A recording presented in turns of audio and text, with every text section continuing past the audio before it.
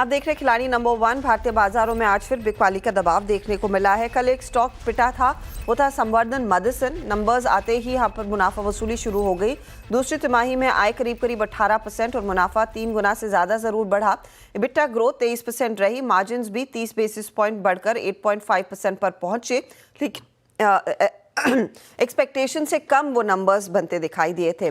अब यहाँ से आगे का आउटलुक क्या है? कंपनी के chief operating officer Pankaj Mittal हमारे साथ है। मित्तल साहब, स्वागत है आपका सीएनबीसी आवाज पर।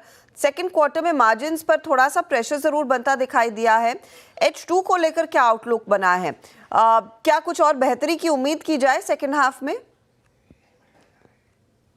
हमारे रिजल्ट्स जो माहौल है इस समय अनसर्टेनिटी का, उसके मुताबिक काफी अच्छे रहे। अगर हम ईयर ऑन ईयर देखते हैं सेम क्वार्टर में, तो 18% रेवेन्यू में वृद्धि हुई है और जो एबिटा है वो 23% बढ़ा और प्रॉफिट आफ्टर टैक्स 66% बढ़ा है। और जो हमारा बुक बिजनेस है वो, जब हमने पिछली बार 31 मार्च को बताया था तो करीब 84 बिलियन यूएस डॉलर्स का था और आज की डेट में करीब करीब 88 बिलियन डॉलर्स के करीब है। और इस मॉल के तहत हम लोग डाइवर्सिफाई और करते जा रहे हैं नए प्रोडक्ट्स के साथ में और नए कस्टमर्स के साथ में।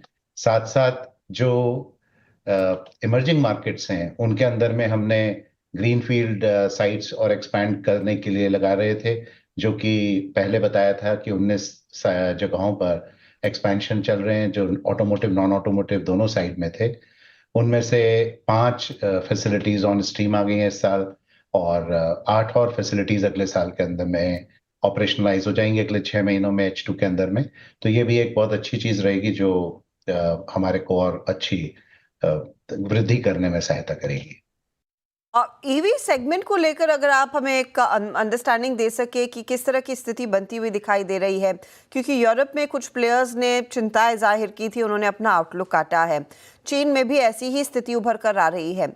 तो आपके लिए क्या एक्सपीरियंस रहा है और क्या विजिबिलिटी है ईवी सेगमेंट की ग्रोथ की? जहां तक हमारे प्रोडक्ट्स का सवाल है, पहली चीज है कि हम लोग के जो प्रोडक्ट हैं वो इलेक्ट्रिक हो या हाइब्रिड हो या आइस व्हीकल हो, सभी के अंदर में जाते हैं। वो पावर ट्रेन एग्नोस्टिक हैं, क्योंकि पावर ट्रेन कोई भी हो उन सभी में हमारे सारे प्रोडक्ट्स लगते हैं। तो हमको उस तरह से कोई बहुत ज्यादा इम्पैक्ट नहीं पड़ता। अगर हम ये देखते हैं कि ऑर्डर बुक जो है 88 बिलियन डॉलर की, उसमें से करीब 24% वो ईवी, प्योर ईवी व्हीकल्स के लिए है।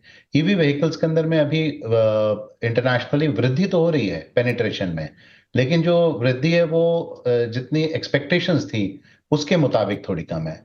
तो इतने अनसर्टेन एनवायरनमेंट में हमारी कंपनी ने एक और काम भी किया कि हमने QIP भी लाए थे, CCD भी किया था। तो आज की डेट में हमने अपने आप को डिलीवरेज भी किया है और हमारी जो डेट है वो केवल एक 1 टाइम ऑफ EBITDA है आज की डेट में। और ये तब है जब ये जो क्वार्टर निकला है, ये हर साल सीजनैलिटी के हिसाब से वीक क्वार्टर रहता है, क्योंकि इसमें बहुत छुट्टियां होती हैं यूरोप में और जगहों पर। तो जो वर्किंग कैपिटल होता है वो सबसे ज्यादा लेवल पे होता है। आने वाले क्वार्टर्स के अंदर में आप देखेंगे अगले 2 क्वार्टर में और भी हमारी डीवलेवरेजिंग होगी और हम लोग अपने आप को एक मजबूत बैलेंस शीट के साथ प्रेजेंट करते हैं, क्योंकि जब अनसर्टेन एनवायरनमेंट होते हैं तो बहुत सारी अपॉर्चुनिटीज भी आती हैं।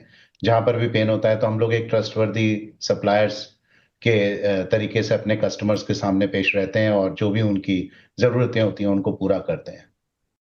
अब ओके, फेयर इनफ, बट ऐसी स्थिति में आपने कैपेक्स और गाइडेंस थोड़ा सा नरम जरूर किया है। क्या ये इन कॉन्टेक्स्ट टू जो ग्लोबल मार्केट्स में हो रहा है उसके मद्देनजर है या फिर इंडिया को लेकर भी चिंताएं हैं? हमने कहा था कि 5,000 करोड़ ±10% का गाइडेंस दी थी। अभी हमने कहा ±5 थोड़ी और, क्योंकि जो इन्वेस्टमेंट्स हो रहे होते हैं प्लांट के अंदर में उनको लगाने में, लेकिन जहां पर लॉन्चेस डिले हुई हैं, आपको पता ही है कि कुछ जगहों पर ईवीज में कुछ मॉडल्स की लॉन्चेस को डिले किया है कस्टमर्स ने। तो जो चीजें हम डिले कर सकते हैं, जैसे मशीनरी है और बहुत सारे इंफ्रास्ट्रक्चर है जो स्टेप बाय स्टेप जैसे रैंप अप होते हैं करते हैं, तो उनमें हम टाइम टू द रिक्वायरमेंट कर लेते हैं। वो चीज हमने फाइन ट्यून करके एक ये गाइडेंस दी है। अब मैं आपसे ये पूछना चाहूंगी, ग्लोबल कॉन्टेक्स्ट में अब अमेरिका में 2 रेट कट्स तो हो ही चुके हैं। संभावना है कि कुछ और रेट कट्स आगे भी होते हुए दिखाई देंगे। तो क्या यूएस वर्सेस ईयू मार्केट, ज्यादा ग्रोथ आपको कहां पर बनती दिखाई देगी?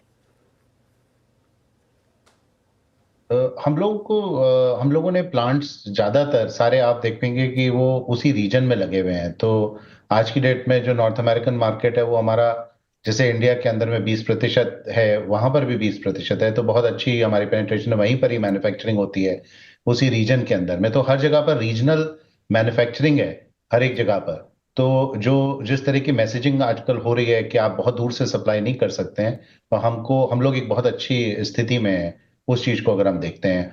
और आपने सही कहा कि प्रीमियराइजेशन तो हो ही रहा है, और जहां पर प्रीमियराइजेशन है वहां पर बहुत इम्पैक्ट नहीं है। तो वो कंटिन्यूअसली एक अच्छी ट्रेजेक्टरी के ऊपर में चलते रहते हैं। ग्रुप ने दूसरा जो एक नॉन ऑटो साइड का एक डाइवर्सिफिकेशन लिया था, उस पर भी बहुत अच्छी तरह हम लोग अग्रसर हैं। हमें बहुत अच्छी स्ट्रॉन्ग ग्रोथ आ रही है उस एरिया के अंदर में। हमने कंज्यूमर इलेक्ट्रॉनिक्स के साइड में एक्सपेंशन के बारे में बात की थी। उसका प्लांट, पहला जो छोटा प्लांट है वो ऑन स्ट्रीम आ चुका है। उसमें फर्स्ट बैच हम कस्टमर्स को दे चुके हैं, और अब हम नए एक्सपेंशन के ऊपर चल रहे हैं जहां पर सीरियल प्रोडक्शन शुरू होगा कुछ समय बाद। और दूसरा जो हम लोगों का एरोस्पेस का बिजनेस है, उसमें भी हमारी 16 फैसिलिटीज हैं जो कि कस्टमर के पास भी हैं, और कुछ बेस्ट कॉस्ट एरियाज के अंदर में भी है, जिससे हम कस्टमर्स को अच्छी तरह सपोर्ट कर सके, चाहे वो स्ट्रक्चरल मेटेलिक पार्ट्स हों या फिर इंजन के पार्ट्स हों। हम सभी चीजें उनको दे रहे हैं।